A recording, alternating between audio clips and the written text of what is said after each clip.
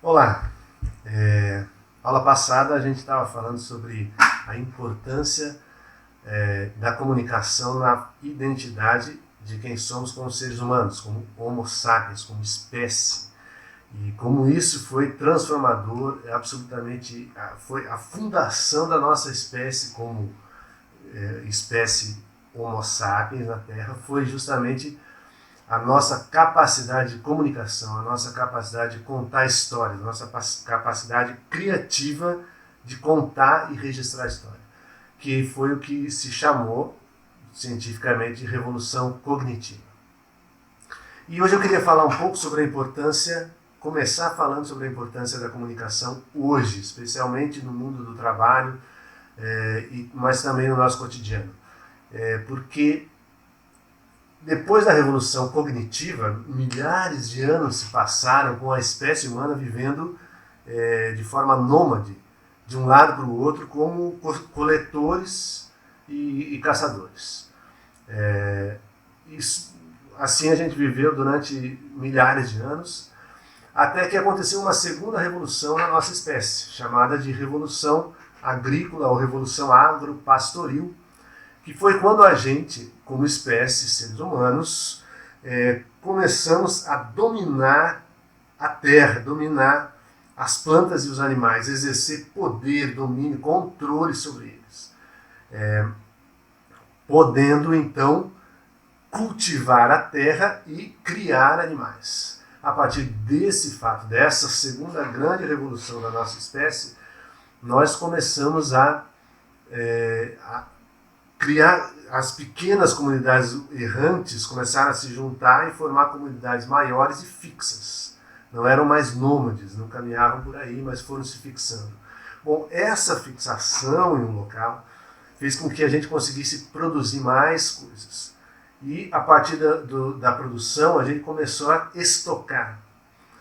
Estocar alimento para as épocas para o inverno, para épocas de dificuldades. Esses estoques eram centros de poder, onde a gente, porque o alimento era tudo, então o estoque de alimento era um centro de poder. Bom, quando a gente começa a criar esses centros de poder, até então toda a comunidade estava espalhada pela terra produzindo, todos produzindo, fazendo mais ou menos as mesmas coisas. Quando a gente começa a criar estoques e centros de poder, a gente começa a ter que proteger esses estoques de invasores e administrar os estoques, distribuir, fazer a manutenção e tudo desses estoques.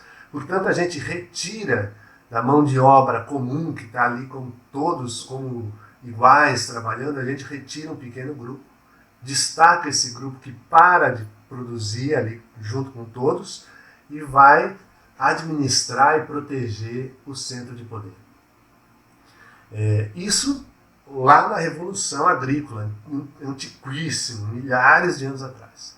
Bom, a partir desse fato, a gente entra em a gente cria uma pirâmide que acompanhou a gente durante toda a nossa história como seres humanos nesse planeta, que deixa eu achar aqui que eu perdi. Cadê a pirâmide? Aqui. Que é essa pirâmide do trabalho, pirâmide social que a gente construiu.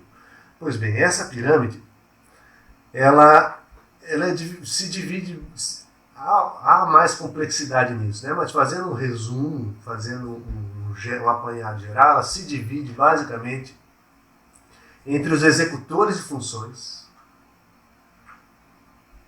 e os resolvedores de problemas. Então nós temos aqui, como vocês podem ver, uma área gigante de executores de funções. A grande massa da população de um determinado local, assentado naquele local, vivendo naquele local, é a massa dos executores de funções. E esses executores destacam um pequeno grupo para ser os resolvedores de problemas, que são os caras que vão cuidar do gerenciamento dos estoques e da distribuição dos estoques e da segurança dos estoques. Isso depois vai ser traduzido nobreza, na época do feudalismo, a nobreza,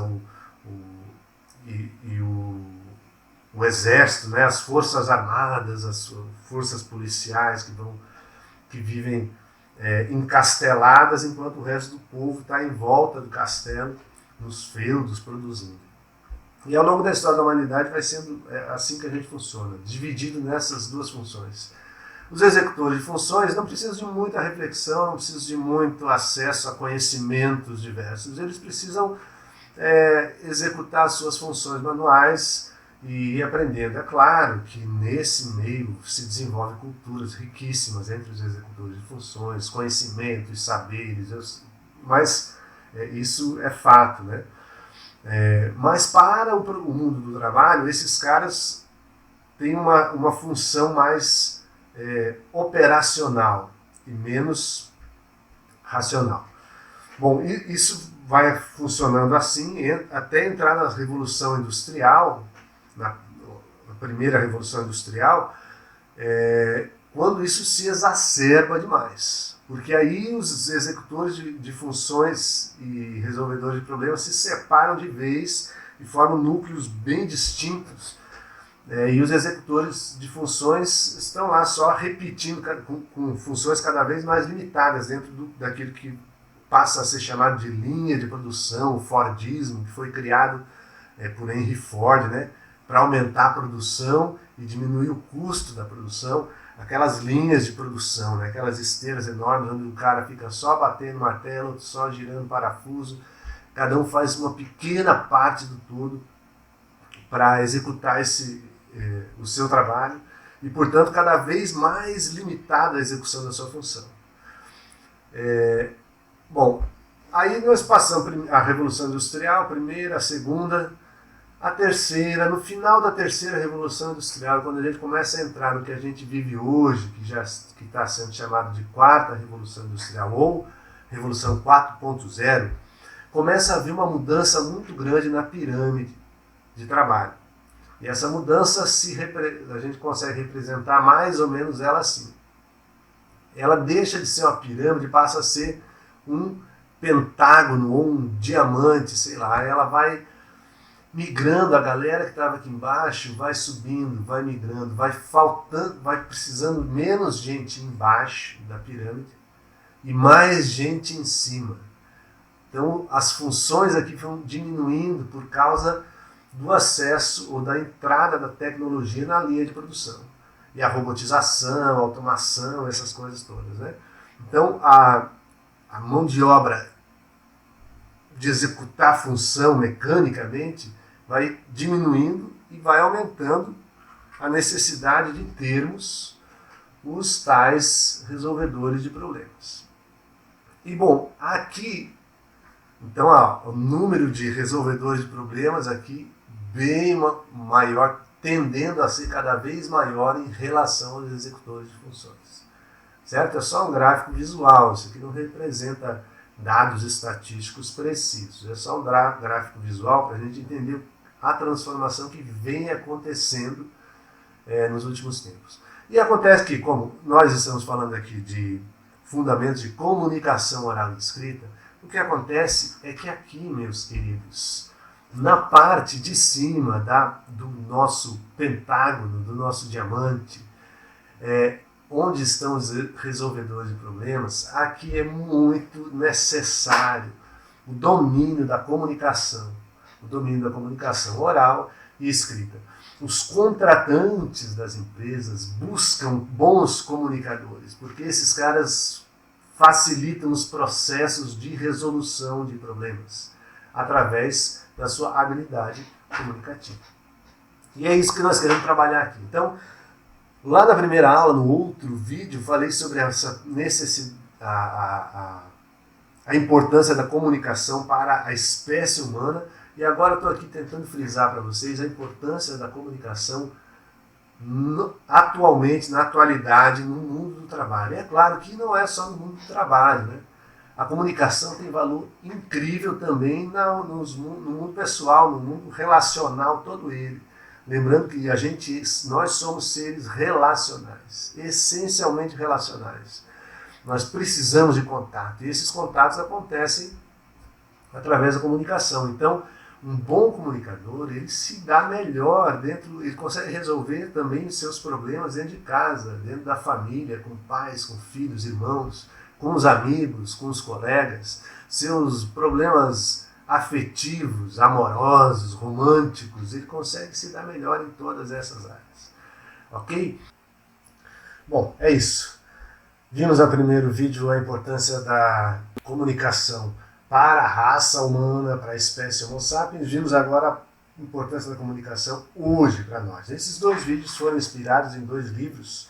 Primeiro esse aqui, Homem Eterno, do G.K. Chesterton, capítulo 1 desse livro, quando ele fala do Homem das Cavernas, certo? E o outro livro que me inspirou nessas aulas foi Sapiens, do Yuval Harari, também capítulo 1, parte 1 do livro, quando ele fala da revolução cognitiva, e parte 2, quando ele fala da revolução agrícola.